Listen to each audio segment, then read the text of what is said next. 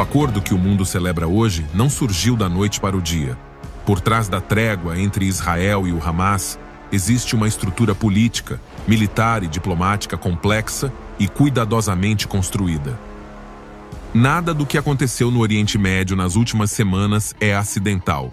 Tudo responde a uma estratégia global que combina interesses de poder, controle territorial e uma narrativa cuidadosamente elaborada para apresentar a imagem de uma paz duradoura.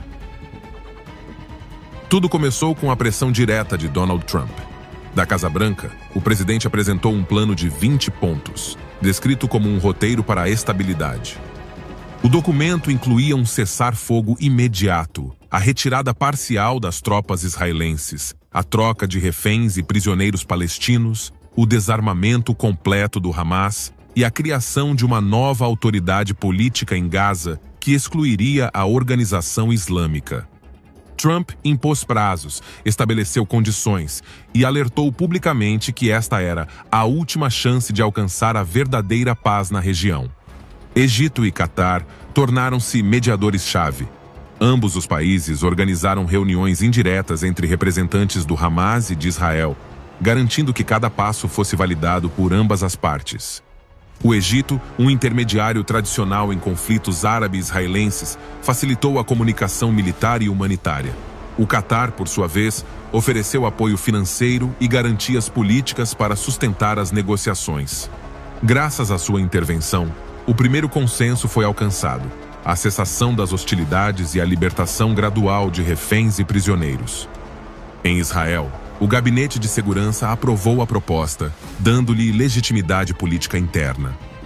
Enquanto isso, Washington anunciou que enviaria tropas para segurança e apoio logístico na faixa de Gaza, alegando garantir a reconstrução do enclave devastado. Por trás dessa ação está uma presença estratégica que reforça a influência dos Estados Unidos na região. Trump afirmou que o acordo foi possível após a destruição do programa nuclear do Irã, uma operação que, segundo suas declarações, removeu o principal obstáculo para alcançar a paz. Em meio às comemorações, analistas internacionais relembraram algo essencial: o plano carece de uma estrutura sólida. O International Crisis Group alertou que desarmar o Hamas e estabelecer um novo governo em Gaza sem seu envolvimento direto parece bom na teoria, mas é extremamente difícil na prática. Outros especialistas observaram que Trump, conhecido por sua aversão à diplomacia prolongada, poderia abandonar a vigilância quando as câmeras se apagassem. Ainda assim, a Casa Branca insiste: este não é apenas um cessar-fogo, é o começo do fim de décadas de violência. Mas o tempo dirá se este pacto trará paz ou será lembrado como o início de um novo capítulo profético. Porque entre as palavras dos homens e a verdadeira paz que só Deus pode dar, existe um abismo que a história revelou repetidas vezes. Agora, desde a criação do Estado de Israel em 1948, o Oriente Médio tem sido um cenário constante de conflitos. A comunidade internacional tentou diversas vezes negociar a paz, mas cada acordo encontrou obstáculos profundos. Em 1979, o Tratado de Camp David, mediado pelos Estados Unidos entre Israel e Egito, foi aclamado como uma conquista histórica, mas o acordo não acalmou as tensões latentes. O presidente egípcio Anwar Sadat foi assassinado em 1981 e a paz tornou-se cautelosa e tensa. Em 1993, os acordos de Oslo assinados por Israel e pela Organização para a Libertação da Palestina prometeram reconhecimento mútuo e um caminho para dois estados. Yitzhak Rabin, Shimon Peres e Yasser Arafat eram vistos como arquitetos de uma nova era. No entanto, o processo foi destruído por assassinatos, ataques e desconfiança mútua. Durante o governo de George Walker Bush, o roteiro para a paz, apoiado pelo Quarteto, Estados Unidos, União Europeia, Rússia e Nações Unidas, foi promovido como um modelo para alcançar a coexistência entre palestinos e israelenses. No entanto, o processo rapidamente entrou em colapso depois que o Hamas assumiu o controle de Gaza, marcando o início de uma nova era de tensão e interrupção nos esforços de paz. Mais recentemente, em 2020, os Acordos de Abraão, promovidos pelo governo Donald Trump, normalizaram as relações entre Israel, Emirados Árabes Unidos, Bahrein, Sudão e Marrocos. Falava-se em comércio, turismo e cooperação tecnológica. No entanto, os confrontos continuaram em Gaza e na Cisjordânia, e Jerusalém permaneceu um ponto crítico. Hoje, em 2025, o novo acordo entre Israel e o Hamas é apresentado como o início de uma paz duradoura, um cessar-fogo, uma troca de reféns e uma nova autoridade política em Gaza. Mas a história mostra que cada uma dessas etapas já foi anunciada antes e depois refutada pela realidade. Líderes mundiais repetem a linguagem universal de paz, segurança e estabilidade. Mas cada acordo se desfaz com a próxima explosão. Jerusalém continua sendo o epicentro espiritual e político de todas as crises. A paz consagrada em tratados sempre foi efêmera, a paz negociada, limitada, e a paz proclamada em público nem sempre alcança o coração das pessoas. Hoje, diante de um novo pacto que promete o impossível, devemos nos perguntar: será este o cumprimento de uma esperança global ou o eco de um aviso profético que durante séculos falou de acordos enganosos e promessas que não duram? Será esta uma paz duradoura ou o início do cumprimento das profecias do fim dos tempos? A Bíblia fala claramente de um período em que as nações clamarão por paz, mas essa paz não virá de Deus. Em 1 Tessalonicenses, capítulo 5, versículo 3, o apóstolo Paulo escreveu: quando disserem paz e segurança, então lhe sobrevirá repentina destruição, como dores de parto àquela que está grávida, e de modo nenhum escaparão. O apóstolo Paulo escreveu essas palavras por volta de 50 depois de Cristo, para uma jovem igreja em Tessalônica, uma cidade grega sob domínio romano. Era uma comunidade cheia de fé, mas inquieta. Os crentes queriam saber quando chegaria o dia do Senhor, o tempo do julgamento divino sobre o mundo descrente e como deveriam se preparar para esse evento profético. Em sua primeira carta aos Tessalonicenses, Paulo traça uma linha clara entre a esperança do crente e o destino do mundo. No capítulo 4, ele fala do arrebatamento da igreja, quando os fiéis serão levados ao encontro de Cristo. Mas no capítulo 5, seu tom muda. Ele alerta para o que virá a seguir: um tempo de aparente paz e segurança, seguido por uma destruição repentina. Paulo não está falando de um desejo passageiro de tranquilidade. Ele descreve uma atmosfera global em que as nações acreditarão ter alcançado o equilíbrio final. A palavra grega eirene significa harmonia e bem-estar. Asfaleia significa estabilidade e confiança. Paulo profetiza um mundo que se sentirá no controle. Líderes políticos falarão de uma era de reconciliação. Tratados prometerão segurança. Discursos serão repetidos em todas as línguas. Paz, segurança, cooperação global. O teólogo John MacArthur comenta: Paulo descreve um mundo que se sente seguro pouco antes do julgamento. A falsa sensação de paz será o prelúdio da ira de Deus. E é exatamente isso que estamos testemunhando hoje. Em 2025, Donald Trump e líderes do Oriente Médio assinaram um pacto anunciado como paz eterna em Gaza. O mundo inteiro comemora. As ruas se enchem de aplausos. A mídia fala de esperança, mas a mesma linguagem profética ressoa: paz e segurança.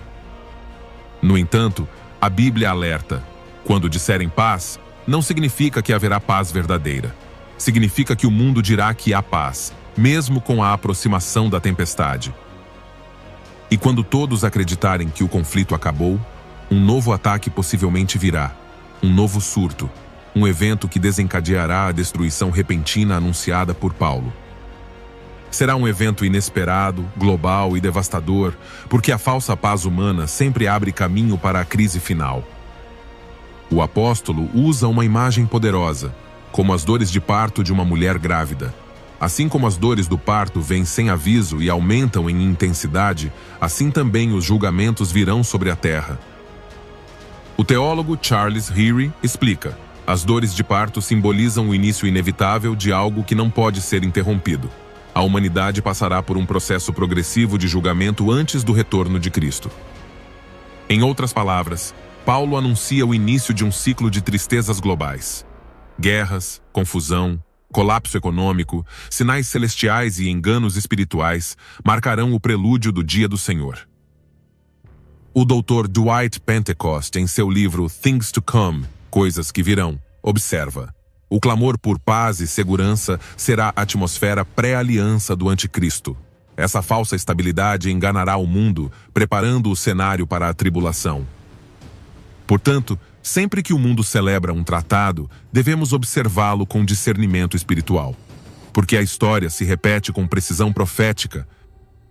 Depois de cada proclamação de paz, sempre surge uma nova guerra, um novo choque, um novo lembrete de que o homem não pode trazer a paz que somente Cristo pode estabelecer. Portanto, caro ouvinte, esta passagem não é apenas um aviso, é um sinal profético vivo. Quando você ouve no noticiário que o mundo alcançou a paz, quando os líderes dizem que o conflito acabou, quando as nações anunciarem que a segurança global foi alcançada, lembrem-se destas palavras. Quando disserem paz e segurança. Esse será o momento em que o relógio profético será ativado ruidosamente, marcando o início do fim. Agora, a Bíblia revela que haverá uma aliança que marcará um antes e um depois na história da humanidade. Um acordo político que o mundo celebrará, mas que o céu reconhecerá como o início do fim profético. O profeta Daniel, séculos antes do nascimento de Cristo, escreveu uma das declarações mais claras sobre esse evento. Em Daniel, capítulo 9, versículo 27, ele diz: "E ele confirmará a aliança com muitos por uma semana. No meio da semana, porá fim ao sacrifício e à oferta. Depois, com a multidão de abominações, virá o desolador, até que venha a consumação, e o que for determinado será derramado sobre o desolador." Este texto profético pertence à famosa visão de Daniel das 70 semanas. Cada semana representa 7 anos proféticos. 69 delas já se cumpriram exatamente até a vinda de Cristo. Resta apenas uma, a 70ª semana, o período final de 7 anos conhecido como a Grande Tribulação. O teólogo John Walvoord explica: o versículo 27 é o ponto de transição entre a Era da Graça e o tempo do julgamento. A aliança com muitos marca o início da última semana profética de Daniel. O texto diz que essa pessoa confirmará a aliança com muitos. Em hebraico, a palavra usada é gabar, que significa reforçar, consolidar ou fortalecer um acordo existente. Isso sugere que este não é um novo tratado, mas sim uma ratificação de um pacto anterior, um que já existe, mas será fortalecido sob liderança global. E quem será esse líder? A profecia o identifica como o príncipe que há de vir, o mesmo que mais tarde será revelado como o anticristo. Um homem de grande influência política, carisma e autoridade, que trará uma aparente unidade entre as nações. Sua estratégia será a paz, sua arma, a diplomacia, sua mensagem, a esperança. Mas seu verdadeiro propósito será enganar o mundo e preparar o cenário para o governo final de rebelião contra Deus. O Dr. Dwight Pentecost comenta: o anticristo surgirá como um pacificador. Sua ascensão não se dará por meio da guerra, mas pela promessa de paz. Israel confiará nele, acreditando que ele garante sua segurança. E o Dr. Charles Ryrie acrescenta: esta aliança será o ponto exato onde a tribulação começará. O anticristo oferecerá segurança a Israel, mas quebrará sua promessa 3 anos e meio depois, revelando sua verdadeira natureza. Isso significa que quando o mundo acreditar que fez uma paz definitiva no Oriente Médio, estará de fato testemunhando o cumprimento literal de Daniel 9, versículo 27. O pacto será global, político e religioso. E embora seja apresentado como uma conquista histórica, marcará o início da 70ª semana, os 7 anos mais sombrios da história da humanidade. Paulo nos alertou, como mencionamos, quando disserem paz e segurança. E Daniel confirma: ele confirmará a aliança com muitos. As duas profecias se encaixam como peças do mesmo relógio profético. Hoje, quando ouvimos potências falarem de uma paz eterna em Jerusalém, Quando vemos líderes propondo novos tratados, conferências e soluções globais, devemos nos fazer uma pergunta séria. Estamos presenciando o prelúdio da aliança anunciada por Daniel? O mundo está preparando o terreno para a chegada do falso pacificador? O teólogo John MacArthur alerta: o mundo celebrará o anticristo como o grande pacificador, mas quando ele romper sua aliança com Israel, revelar-se-á como o perseguidor mais feroz da história. Na metade desses 7 anos, ou seja, 3 anos e meio, as Escrituras dizem que os sacrifícios e as ofertas cessarão. Isso implica que o templo em Jerusalém estará operacional novamente, com o culto restaurado, os sacrifícios retomados e um sacerdócio ativo. Então o anticristo invadirá o templo, reivindicando para si a adoração que pertence somente a Deus. Assim se cumprirá a abominação da desolação predita por Daniel e confirmada por Jesus. Portanto, cada movimento ao redor do Monte do Templo, cada avanço do judaísmo na reconstrução do altar, cada anúncio de um pacto regional, não é uma coincidência. Estes são sinais que confirmam que as palavras do profeta estão prestes a se cumprir. E aqui ressoa o aviso: o mundo aplaudirá o líder que assinar a paz. A mídia o chamará de o Salvador do Oriente Médio. As nações celebrarão sua sabedoria, mas os céus o identificarão como o homem do pecado. A paz que ele promete será a mais perigosa de todas, porque será a paz do engano, a calma antes do julgamento, a última ilusão antes do retorno do verdadeiro rei, Jesus Cristo, o príncipe da paz. Impérios, reis e governos modernos prometeram estabilidade, mas todos falharam, porque a raiz do conflito não está na política, mas no coração humano. O anticristo oferecerá paz global. Suas palavras serão de unidade, progresso e esperança. Sua diplomacia será tão convincente que milhões acreditarão nele. Mas escondido por trás dessa mensagem estará o propósito do inimigo: estabelecer um sistema mundial sem Cristo, onde a humanidade adora o poder e não o Criador. O Dr. John MacArthur alerta: a paz do anticristo não será resultado do amor ou da justiça, mas do controle. É a paz da manipulação, não a paz do espírito. O profeta Isaías, no capítulo 48, versículo 22, muito antes de Daniel, anunciou esta verdade eterna: não há paz para os ímpios, diz o Senhor. Caro ouvinte, a paz que o homem constrói sobre mentiras acaba ruindo sobre seu próprio orgulho. Em contraste, Jesus Cristo ofereceu uma paz diferente. Não uma paz assinada em tratados, mas uma paz gravada no coração. Ele disse: deixo-vos a minha paz vos dou. Não vó-la dou como o mundo a dá. A paz de Cristo não depende de acordos, mas de relacionamentos. Não nasce da diplomacia, mas do perdão. Não se negocia, é recebida pela fé. Quando o mundo clama por paz e segurança, Cristo estará prestes a retornar para estabelecer a verdadeira paz.